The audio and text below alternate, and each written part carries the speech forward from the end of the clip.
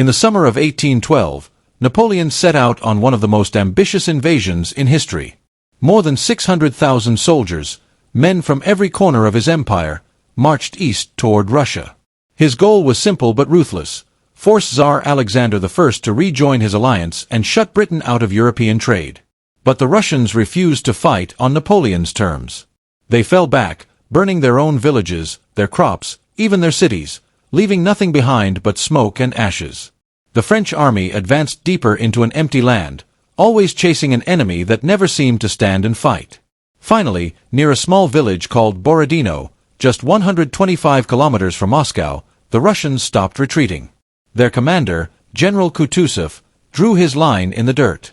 This would be the stand that decided Russia's fate. At dawn on September 7th, the French guns opened fire. Over 1,000 cannons thundered across the fields, shaking the ground like an earthquake. The battle that followed was chaos, brutal, deafening, and drenched in blood. Men fought hand-to-hand for control of the Russian forts known as the Flèches and the Great Redoubt. Control of these defenses changed again and again, bought with thousands of lives each time. By midday, Marshal Murat, Napoleon's flamboyant cavalry commander, led a massive charge of 10,000 horsemen straight at the Russian center. It was one of the largest cavalry assaults of the entire Napoleonic era. But even that storm of steel couldn't break the Russian line. When night finally fell, both armies were shattered. The French had taken the field, but not the victory.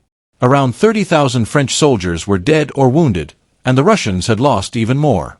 Kutuzov's army withdrew in good order, beaten but not broken. A week later, Napoleon entered Moscow expecting surrender. Instead, he found an empty, silent city. The fires that swept through it that night told him what the Russian people already knew: this war would not end in his favor. Borodino had given him the road to Moscow, but at a cost his empire could never afford. It was the bloodiest day of the invasion, and the first sign that the Grand Army's strength was beginning to crumble.